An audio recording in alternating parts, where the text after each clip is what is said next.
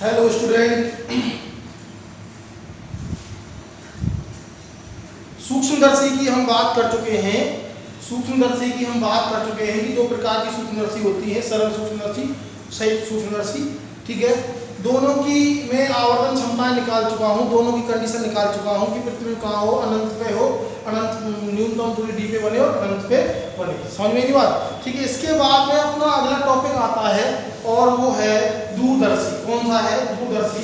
Topic का नाम है भैया खगोलीय दूरदर्शी। खगोलीय दूरदर्शी, समझ में नहीं बात? खगोलीय दूरदर्शी। एस्ट्रोनोमिकल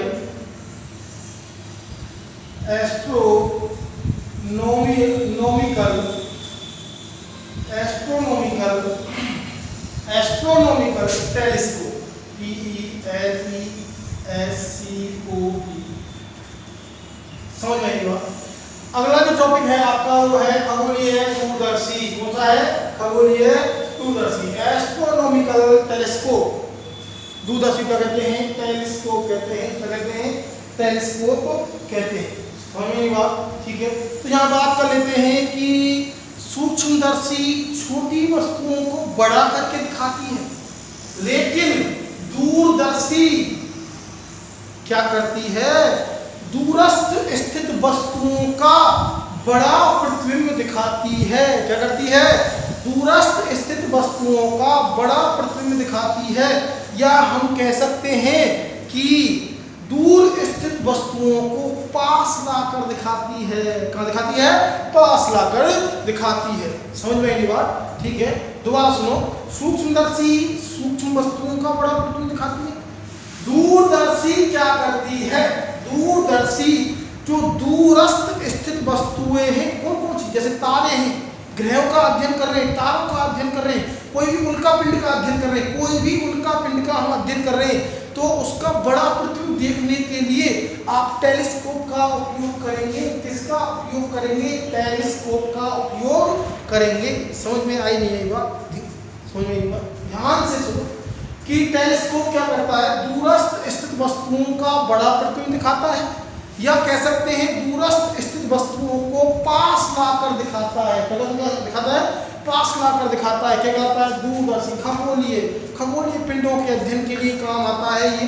ठीक है, जैसे कि आप तारों का अध्ययन कर रहे हैं, ग्रहों का अध्ययन कर रहे हैं, उल्का पिंडों का अध्ययन कर रहे हैं, उनका आप बड़ा प्रतिबिंब देख रहे हैं, तो उसमें किसका उपयोग करेंगे?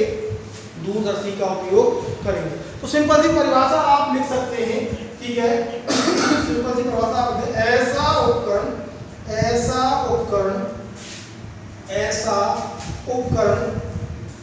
जो दूरस्थ वस्तुओं का, ऐसा उपकरण जो दूरस्थ वस्तुओं का बड़ा प्रतिबिंब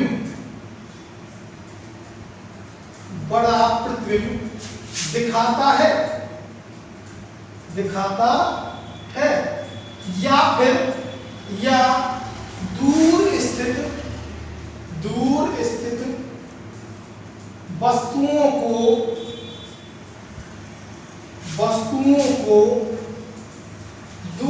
स्थित वस्तुओं को पास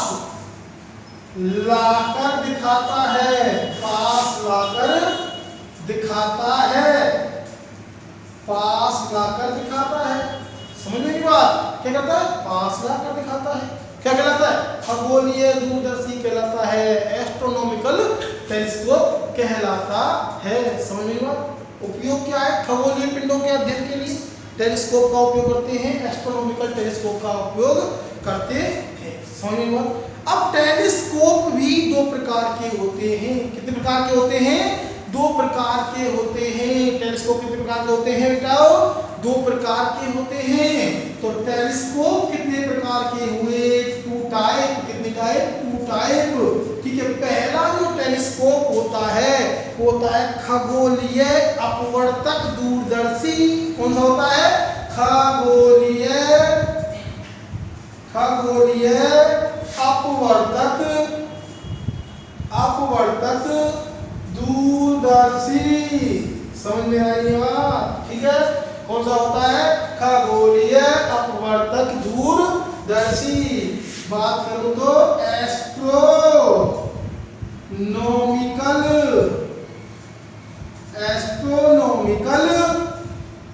रिफ्रैक्टिंग रिफ्रैक्टिंग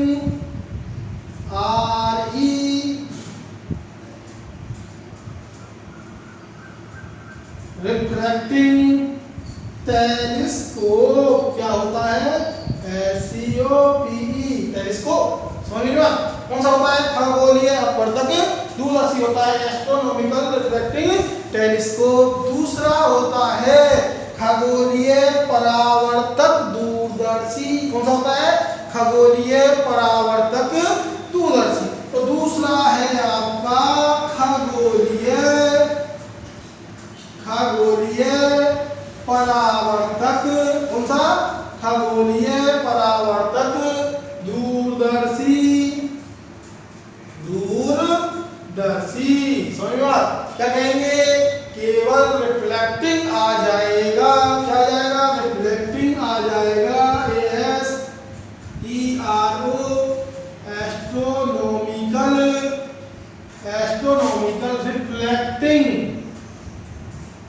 रिफ्लेक्टिंग और टेलीस्कोप आप लिख सकते हैं। समझ में बात? Reflecting astronomical reflecting telescope. समझ में बात? ठीक है, तो ये भी दो प्रकार के होते हैं। कितने प्रकार के होते हैं? दो प्रकार के होते हैं। ये कितने प्रकार के? ये भी दो प्रकार के होते हैं। आपको केवल एक ही प्रकार पढ़ना है, दूसरा नहीं पढ़ना है। समझ में बात? एक होता है न्यूटन अपवर्तक। कौन सा होता है? एक न्यूटन ने दिया है, न्यूटन परावर्तक। सॉरी, ये अपवर्तक परावर्तक है। तो न्यूटन परावर्तक कौन सा होता है? न्यूटन परावर्तक। कौन सा होता है? न्यूटन परावर्तक। समझ में बात? कौन सा होता है? न्यूटन परावर्तक। पहला कौन सा होता है? न्यूटन परावर्तक दूरदर्शी। समझ में नहीं बात? ठीक है, ये भी कितने प्रकार का होता है? दो प्रकार का होता है। कितने प्रकार का होता है? दो प्रकार का होता है न्यूटन परावर्तक दूरदर्शी। ये तो एक होता है भैया कैसेग्रेन परावर्तक दूरदर्शी। कौन सा होता है? कैसेग्रेन परावर्तक दूरदर्शी। तो आपको हम केवल न्यूटन वाला पढ़ाएंगे। कौन पढ़ाएंगे? न्यूटन वाला पढ़ाएंगे। समझ में बात? ठीक है, आपको केवल न्यूटन वाला ही पढ़ाया जाएगा। कैसेग्रेन आपके सिलेबस में नहीं है, इसलिए नहीं पढ़ाया जाएगा। समझ में बात? ठीक है, तो दूरदर्शी के बारे में आपको समझ में आया होगा। दूरदर्शी कितने प्रकार के? दो प्रकार, खगोलीय अपवर्तक दूरदर्शी, एस्ट्रोनॉमिकल रिफ्रैक्टिंग टेलीस्कोप। दूसरा कौन सा होता है? खगोलीय परावर्तक दूरदर्शी, astronomical reflecting telescope. Two types होता है। ये कितने प्रकार का होता है? दो प्रकार का होता है। एक होता है न्यूटन ने दिया है, न्यूटन ने बनाया है, तो न्यूटन परावर्तक दूरदर्शी। दूसरा कैसेग्रेन नामक वैज्ञानिक ने बनाया है, कैसेग्रेन परावर्तक दूरदर्शी। समझ में बात? तो हम एक एक की हम बात कर लेते हैं। समझ में बात? ठीक है, तो हम एक एक की बात कर लेते हैं।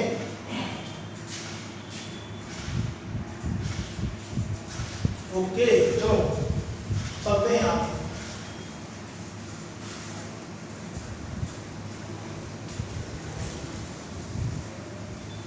पाठ समाप्ति की ओर जा रहा है। एक दो लेक्चर में हम समाप्त कर देंगे इसको। इसके क्वेश्चन भी कराए जाएंगे। समझ में आई बात? क्वेश्चन भी कराए जाएंगे, टेंशन ना लें। बहुत क्वेश्चन मैंने करा दिए हैं, पीछे के मैंने कुछ क्वेश्चन करा दिए हैं न्यूमेरिकल्स, और भी क्वेश्चन करा दिए जाएंगे। ठीक है, तो चलते हैं। चलते हैं। हाँ, अपने पास पहला जो दूरदर्शी है वो है अपवर्तक। कौन सा है?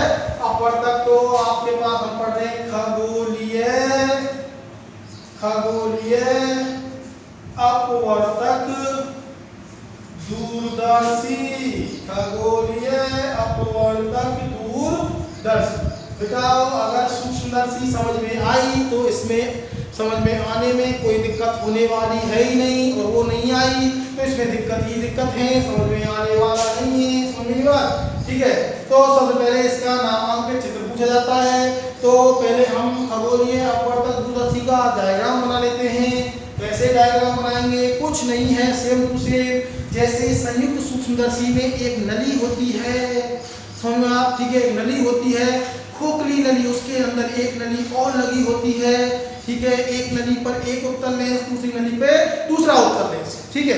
ऐसे ही सेम टू सेम यहाँ है, थोड़ा सा अंतर है वो हम आपको बताते जाएंगे।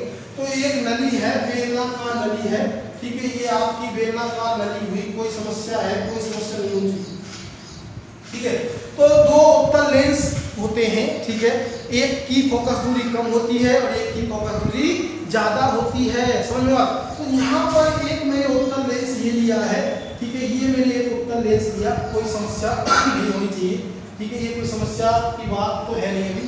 एक उत्तल लेंस मैंने ये लिया है, एक उत्तल लेंस मैंने ये ले लिया है, समझ में आया, ठीक है, एक उत्तल लेंस मैंने ये ले लिया है, ठीक है। तो दो उत्तल लेंस लगे होते हैं, एक उत्तल लेंस ये रहा और ये इसका हो गया प्रकाशित अक्ष हो गया, क्या हो गया, प्रकाशित अक्ष हो गया, और ये भी इसका क्या हो गया, प्रकाशित अक्ष हो गया, ये प्रकाशित अक्ष हो गया, ठीक है।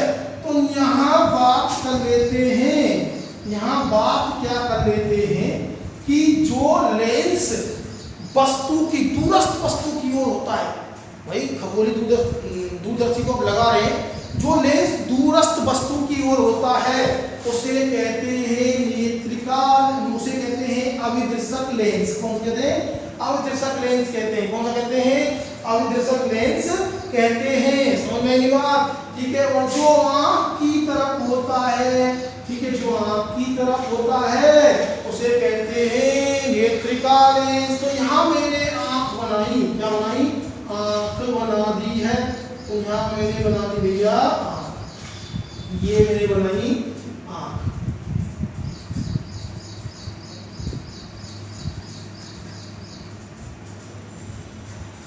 ये मैंने बना दी है आंख, ठीक है, आई, कोई दिक्कत है, समझा। तो यहाँ आंख बनाई मैंने, ये आई भी आंख, ठीक है। तो ये लेंस आंख की तरफ है, तो कौन सा लेंस हुआ, नेत्रिका लेंस, कौन सा हुआ, नेत्रिका लेंस, ठीक है। क्या कहते हैं इसे, आई पीस, आई पीस क्या कहते हैं, आई लेंस कह लो, आई लेंस कह लो, या फिर ऑक्यूलर लेंस कह लो, OCULAR, ऑक्यूलर लेंस भी कहते हैं, क्या कहते हैं, ऑक्यूलर लेंस भी कहते हैं, समझ में बात, ठीक है, ऑक्यूलर लेंस। और दूरस्थ वस्तु की तरफ, अब ये कहाँ होगा, दूरस्थ वस्तु की तरफ होगा, तो ये मैंने लेंस ले लिया अभिदर्शक लेंस, कौन सा हुआ, अभिदर्शक लेंस, कौन सा हुआ, अभिदर्शक लेंस, ठीक है, अभिदर्शक लेंस। क्या कहते हैं इसे, ऑब्जेक्टिव, ऑब्जेक्टिव लेंस, क्या कहते हैं, ऑब्जेक्टिव लेंस, कोई समस्या, ठीक है। दो लेंस थे, अब आपको अंतर दिख रहा होगा, अंतर दिख रहा होगा, अंतर क्या है, अंतर ये है कि संयुक्त सूक्ष्मदर्शी में जब बात की थी तो नेत्रिका लेंस की फोकस दूरी, फोकल लेंथ और अपर्चर मतलब द्वारक अभिदर्शक लेंस से बड़ा रखा गया था, ये बड़ा द्वारक था, इसका अधिक फोकस दूरी थी। लेकिन यहाँ खगोलीय अपवर्तक दूरदर्शी में अभिदर्शक लेंस का द्वारक और फोकस दूरी, फोकल लेंथ और अपर्चर नेत्रिका लेंस से अधिक रखे जाते हैं, नेत्रिका लेंस से क्या रखे जाते हैं, अधिक रखे जाते हैं। समझ में आई या नहीं आई बात, ठीक है। अंतर समझो, संयुक्त सूक्ष्मदर्शी में नेत्रिका लेंस, ये नेत्रिका लेंस, इसकी फोकस दूरी और द्वारक उससे अधिक थे, किससे, अभिदर्शक लेंस से। लेकिन यहाँ अभिदर्शक लेंस का फोकस, लेंस की फोकस दूरी और द्वारक, फोकल लेंथ और अपर्चर, द्वारक मतलब व्यास, ठीक है, वो नेत्रिका लेंस से क्या रखे जाते हैं, अधिक रखे जाते हैं। ऐसा क्यों, क्योंकि जो अनंत से बहुत दूर स्थित वस्तु है उससे जो समांतर किरणें आ रही हैं, ज्यादा से ज्यादा प्रकाश की किरणों को क्या कर सके, ये गैदरिंग कर सके, इकट्ठा कर सके, क्या कर सके, इकट्ठा कर सके। इसलिए इसका जो द्वारक है और फोकस दूरी है वो क्या रखे जाते हैं, अधिक रखे जाते हैं। किसे, नेत्रिका लेंस से, किसे, नेत्रिका लेंस। समझ में बात, ठीक है। यहाँ आपको ये बात समझ में आ गई होगी कि इसका जो फोकस दूरी और द्वारक है वो हमेशा क्या रखे जाते हैं, अधिक रखे जाते हैं, ठीक है। अवतल लेंस की फोकस दूरी और द्वारक नेत्रिका लेंस से क्या रखे जाते हैं, अधिक रखे जाते हैं। क्यों रखे जाते हैं, क्योंकि अनंत से जो प्रकाश किरणें आ रही आएंगी, प्रकाश किरणें दो अनंत से समांतर आएंगी। कैसे आती है, समांतर, बहुत दूर स्थित वस्तु मतलब अनंत में वस्तु है, कहाँ है, अनंत में, ठीक है। तो अनंत में जो वस्तु है उससे जो प्रकाश किरणें आएंगी वो कैसी आएंगी, समांतर आएंगी। ज्यादा से ज्यादा प्रकाश किरणों को गैदरिंग कर सके, इकट्ठा कर सके। और उत्तर लेंस इकट्ठा करने का काम करता है, ये आपको पता है, अवसारित करता है, अविसारित करता है, ना कि अपसारित। समझ में बात, ठीक है। चलो कोई दिक्कत नहीं, यहाँ तक आपको समझ में आ गई, ठीक है।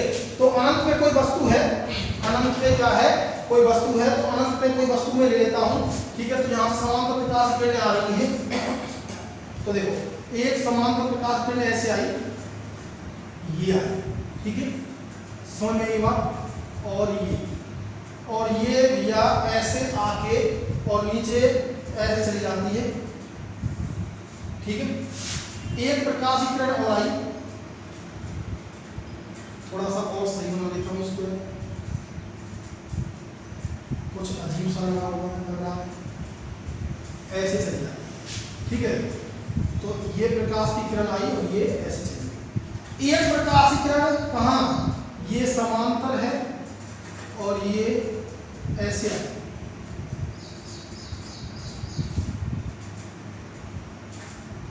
प्रकाशित किए।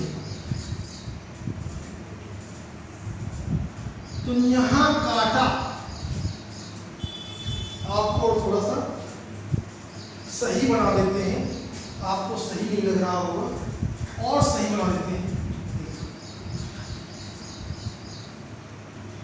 टेंशन लेने की कोई बात है नहीं, टेंशन तो नहीं, स्केल से थोड़ा सा आप सही बना सकते हैं इसको।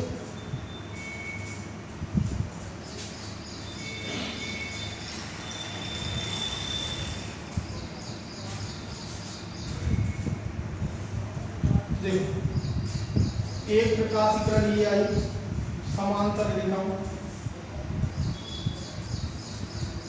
ऐसे चली गई, ठीक है। दूसरी प्रकाश किरण अगर लेता हूँ, यहाँ से साफ करता हूँ, ये सीधी चली जाएगी, अभी भी नहीं बना, अभी भी नहीं बना है।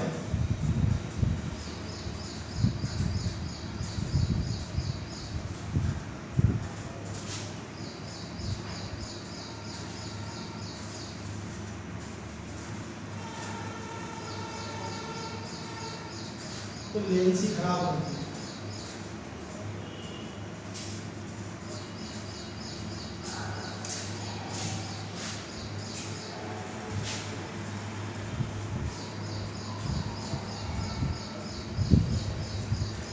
ठीक है, एक प्रकाश की किरण ऐसे अवगत हुई,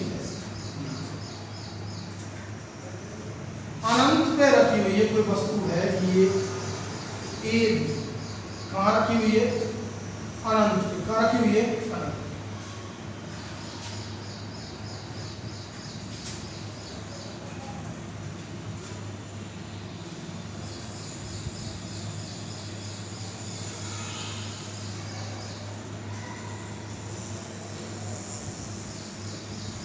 समझे बात, ठीक है।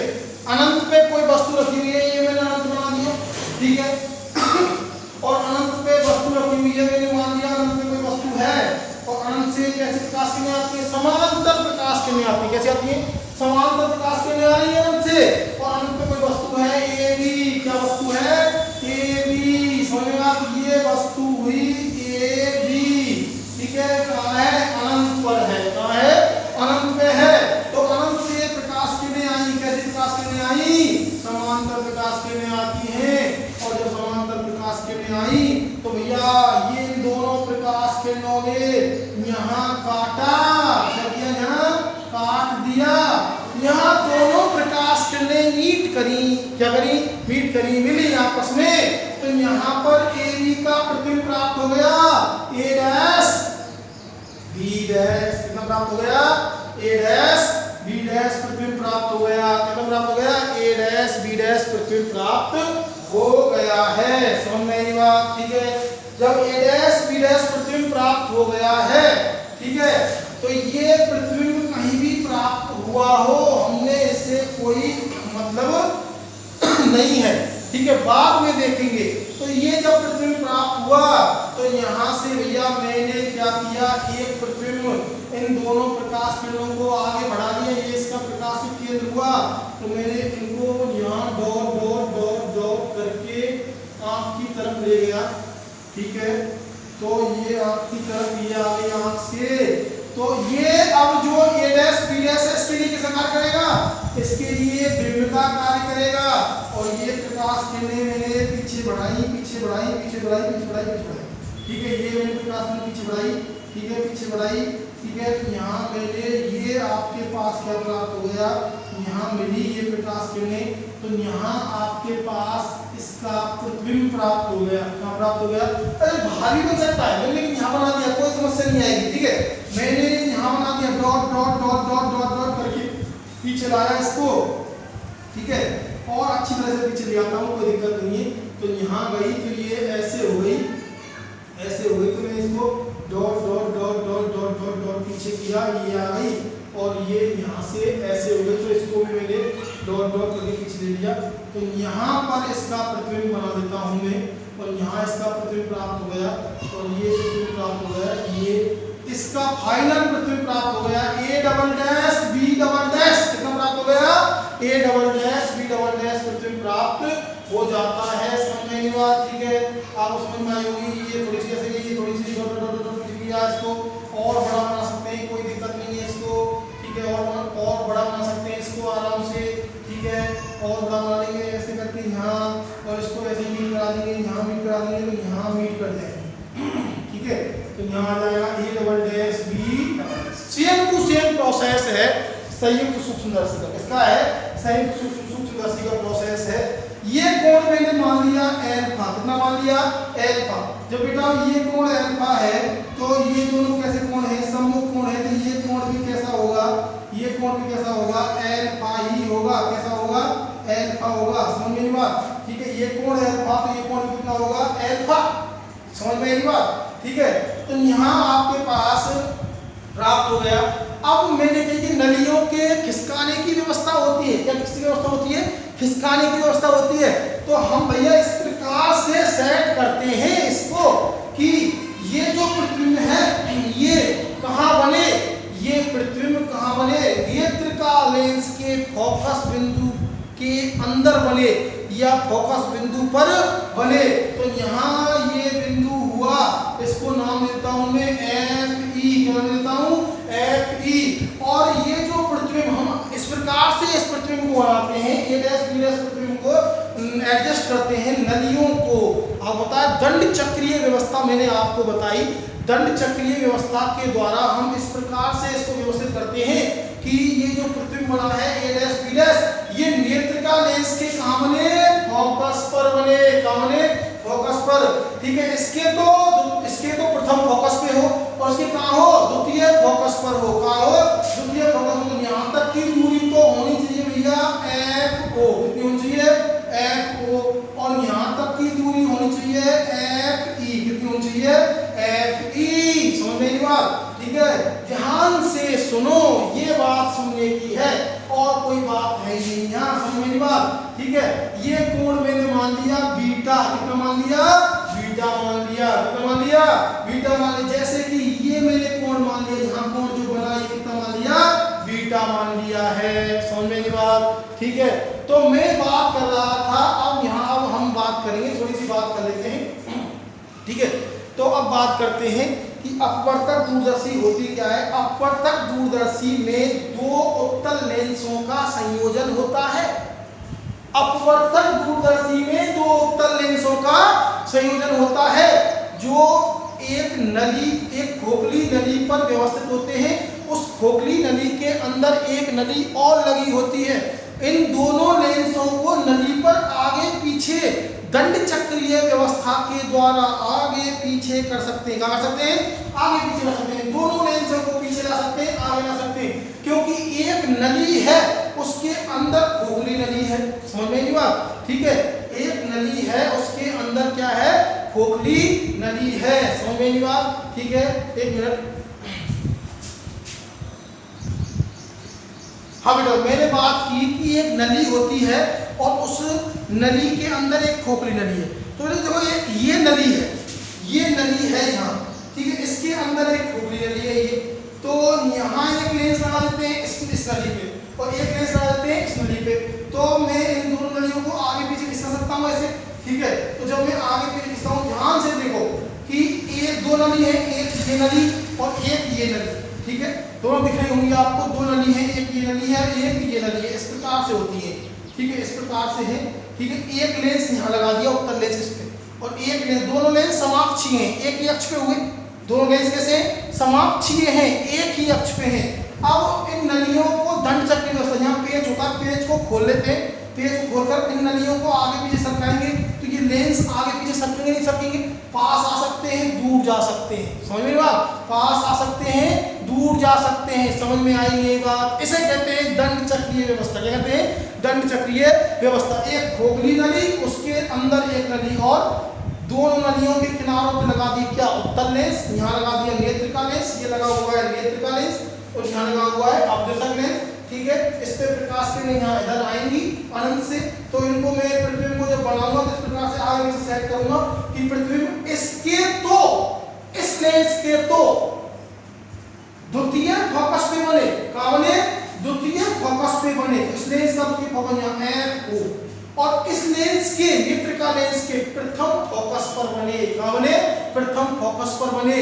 तो ये दूरी यहाँ बना प्रतिबिंब, तो अनंत अनंत पे जो वस्तु होती है उसको प्रतिबिंब कहाँ होता है? फोकस पे बनता है। तो ये दूरी कितनी हुई? यहाँ से जाकर की F O, फोकस दूरी इसकी, क्योंकि फोकस में बनेगा, और ये दूरी कितनी हुई? F E। समझ में आएगी बात? ठीक है।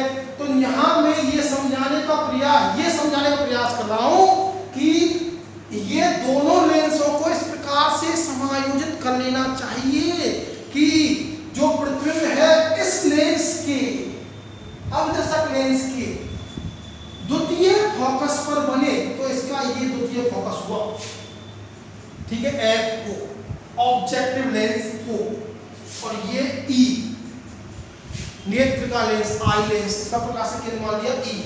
तो इसके तो द्वितीय फोकस पे बने और नेत्रिका लेंस की कहाँ बने? प्रथम फोकस पर बने। तो प्रथम फोकस से कहाँ हुआ? F E।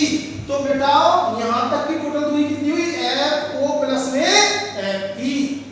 समझ में आई बात? ठीक है। तो जैसे ही प्रकाश किरणें आएंगी तो ये प्रकाश किरणें मीट करेंगी और अनंत पे जो वस्तु है उसका प्रतिबिंब बहुत छोटा प्रतिबिंब बन जाएगा, A डैश B डैश। क्या बन जाएगा? A dash B dash. जो कैसा होगा? वास्तविक होगा, उल्टा होगा और आवर्धित होगा। कैसा होगा? वास्तविक होगा, उल्टा होगा और आवर्धित होगा। ये प्रतिबिंब इसके लिए, नेत्रिका लेंस के लिए किसका कार्य करेगा? ये बिंब का कार्य करेगा। नेत्रिका लेंस के लिए किसका कार्य करेगा? बिंब का कार्य करेगा। समझ में आई बात? ठीक है। ये जो प्रतिबिंब है, ये प्रतिबिंब इस लेंस के लिए बिंब का कार्य करेगा और इसकी फोकस दूरी कम है तो कहीं पास ही बनेगा प्रतिबिंब। समझना?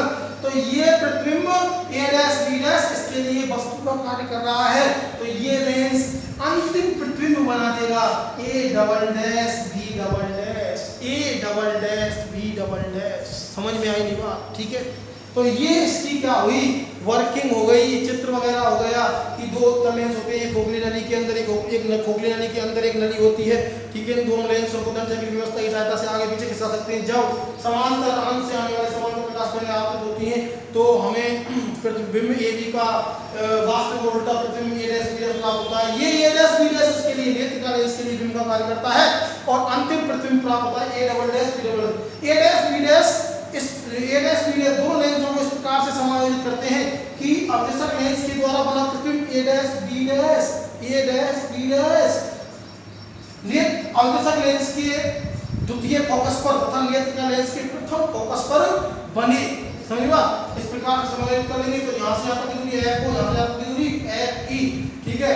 अनंत में यहाँ फोकस बनेगा तो ये FO हुई, ये कितनी हुई FE हुई। इसके तो कहाँ बना है, द्वितीय फोकस पे बना है, और इसका कहाँ बना है, प्रथम फोकस पे बना है, ठीक है।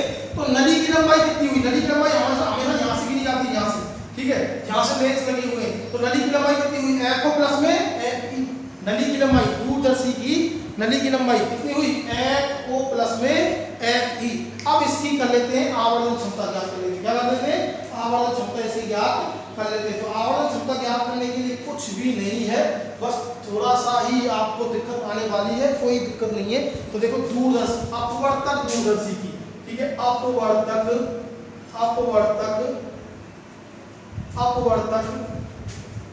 दूरदर्शी की आवर्धन,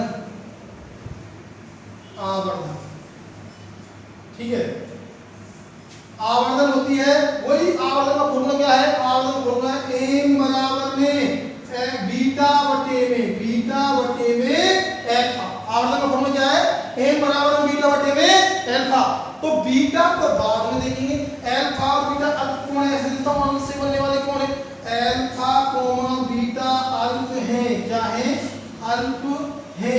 तो मैं m बराबर लिख सकता हूँ tan बीटा बटे में tan अल्फा, यहाँ लिख देना, ठीक है। tan बीटा लगभग में किसके बराबर है, बीटा के, और tan अल्फा लगभग में किसके बराबर है, अल्फा, ठीक है। जो कहानी सेम चलती आ रही।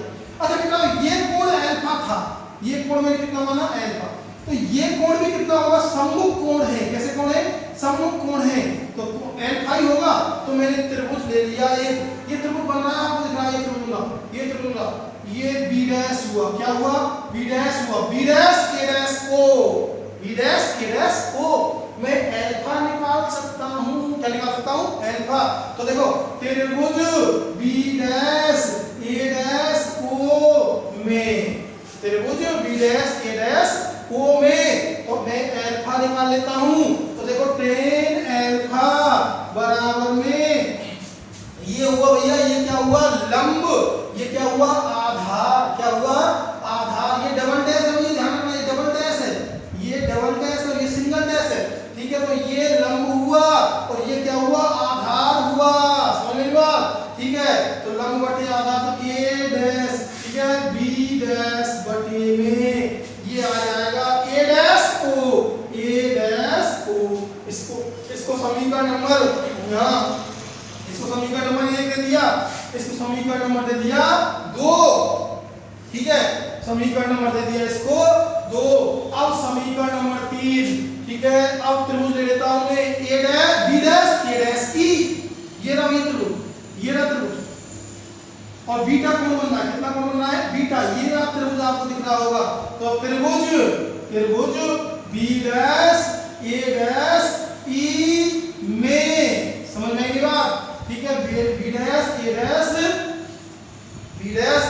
e में। तो यहाँ tan बीटा निकालेंगे, तो tan बीटा बराबर में क्या आ जाएगा बताओ, लंब ये रहा, आधार ये रहा, कर्ण ये रहा, तो क्या आ जाएगा, a डैश b डैश बटे में, यहाँ तक a डैश e, समीकरण नंबर 3, समझ लीजिएगा। समीकरण 3 और 2 से मान कहाँ देंगे, 1 में रख देंगे, ये एक था समीकरण, समझ में बात, ये था एक समीकरण। तो जब 1 में मान रखे, 1 में जब मान रखेंगे, समीकरण 1 में, यहाँ तक आपको समझ में आया होगा, ठीक है। छोटे कोण इसलिए मैंने tan बीटा मान लिया और tan अल्फा मान लिया, ठीक है। तो लिया b डैश a डैश को, बेटा मैंने ये कोण माना अल्फा, तो ये कोण कितना हुआ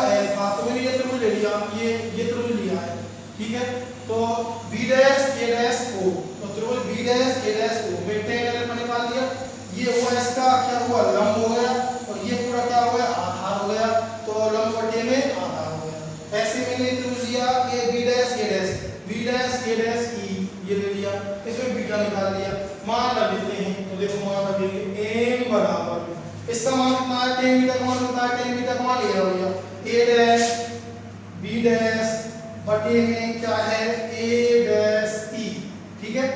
और भिन्न के नीचे भिन्न है, अब ये उल्टी हो जाएगी इनटू में a डैश o बटे में a डैश b डैश, ये तो खत्म, ये तो खत्म। आवर्धन क्षमता m बराबर में a डैश o बटे में a डैश e, ठीक है।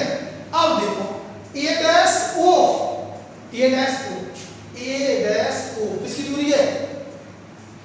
अब विदिशक लेंस के लिए किसकी दूरी है? प्रतिबिंब की दूरी है, प्रतिबिंब की, ये प्रतिबिंब बना था इसके द्वारा, तो इसकी दूरी ये जो दूरी है FO है, क्या है? FO, यहाँ लिख देंगे a डैश o बराबर में FO, कोई दिक्कत नहीं है। हाँ, a डैश e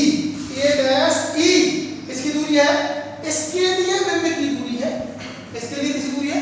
बिंब की दूरी, और बिंब की दूरी किसमें आती है? माइनस में आती है, तो a डैश e इसके लिए बिंब की दूरी कितनी दे रखी है? इसके लिए FE कितनी दे रखी है? FE इस लेंस के लिए बिंब की दूरी है, समझ में बात? इस लेंस के लिए क्या है? बिंब की दूरी, तो यहाँ आ जाएगा, वैसे पता है आपको, आपको इतना की विपरीत दिशा में बना है, ठीक है, तो यहाँ आ जाएगा माइनस में FE, क्या जाएगा? माइनस में FE, तो मान रख देंगे, कुछ नहीं करना है, तो m बराबर में आ जाएगा FO बटे में FE माइनस में, किसमें? माइनस में, किसमें आ जाएगा? माइनस में, ये आ जाएगी इसकी आवर्धन क्षमता, क्या आ जाएगी? आवर्धन क्षमता, ये आ गई भैया इसकी आवर्धन क्षमता। तो भैया माइनस चिन्ह है वो क्यों आया है? क्योंकि ये किसकी दूरी है? बिंब की दूरी है, a डैश की किसकी दूरी है? बिंब की दूरी है, तो यहाँ से इस प्रकार से क्या आ जाएगी? आवर्धन क्षमता आ जाएगी, ठीक है। ये बता रहा है कि प्रतिबिंब बना है, जो प्रतिबिंब जो बना है वो आप त्रिकोण की विपरीत दिशा में जब न्यूमेरिकल क्वेश्चन करें तो इसको प्लस ले लेना, क्या लेना? प्लस, माइनस लगाने की जरूरत नहीं है, समझ में बात? मैं न्यूमेरिकल क्वेश्चन कराऊंगा तो वहां मैं आपको और बताऊंगा। अच्छा, नली की लंबाई कितनी हुई? दूरदर्शी की नली की लंबाई, दूरदर्शी की नली की लंबाई, दूरदर्शी की नली की लंबाई L बराबर कैपिटल L मान। तो देखो बेटा, यहाँ से काउंट की जाती है लेंसों से, ठीक है, तो यहाँ तक की दूरी कितनी है? FO, यहाँ तक की दूरी कितनी है? FE, तो नली की लंबाई कितनी हुई? FO प्लस में FE, तो FO याद रखने फॉर्मूला ये, FO प्लस में FE, समझना? FO प्लस में FE, फोकस दूरी, ऑब्जेक्टिव लेंस, फोकस दूरी क्या? नेत्रिका लेंस, आई लेंस। तो ये आपको दो फॉर्मूले याद रखने हैं, ये इसकी आवर्धन क्षमता आ गई, ठीक है, और ये इसकी क्या आ गई? नली की लंबाई आ गई। अच्छा, एक बात, संयुक्त सूक्ष्मदर्शी की नली की लंबाई क्या होती है? संयुक्त सूक्ष्म, ध्यान देता हूं, इसको भी आप फॉर्मूले को नोट कर लें, नोट्स में अगर नोट्स डालें उसमें नहीं मिले तो आप नोट जरूर कर लें, ऊपर लिखने से आपको बहुत ही इंपॉर्टेंट है। संयुक्त सूक्ष्म दर्शी की नली की लंबाई L बराबर UO प्लस में UE, ये आया L बराबर में BO प्लस में UE, आपको वहां पता चल जाएगा, आप ये याद रखें, ठीक है। ये संयुक्त सूक्ष्मदर्शी की नली की लंबाई है और ये किसकी है? दूरदर्शी की। कौन सी दूरदर्शी की? अपवर्तक दूरदर्शी की नली की लंबाई। समझ में आएगी बात? दोनों ही चीज आप अंडरलाइन करके लिखने की, भाई बहुत ही काम आने वाले फॉर्मूला ये सब, ठीक है। फिर बता रहा हूं मैं, आप ध्यान रखें, अपवर्तक दूरदर्शी की जो आवर्धन क्षमता आई है वो क्या है? माइनस FO अपॉन में FE, नली की लंबाई क्या है? FO प्लस में FE, FO यहाँ तक FE यहाँ तक, ठीक है, FO प्लस में FE, और आपको नोट डाल दिए जाएंगे, ठीक है। और संयुक्त सूक्ष्मदर्शी की नली की लंबाई होती है V0 प्लस में UE, V0 प्लस में UE, समझ में बात? ठीक है, तो ये आपकी हुई कौन सी दूरदर्शी? ये आपकी हुई अपवर्तक दूरदर्शी। न्यूटन के बारे में हम अगली क्लास में बताएंगे। न्यूटन परावर्तक दूरदर्शी, उसकी कोई आवर्धन क्षमता वगैरह डेरिवेशन नहीं है, केवल आपको डायग्राम बनाना है। क्या बनाना है? डायग्राम, और थ्योरेटिकल उसमें लिखना है। समझ में नहीं बात? ठीक है, तो आज के लिए इतना ही।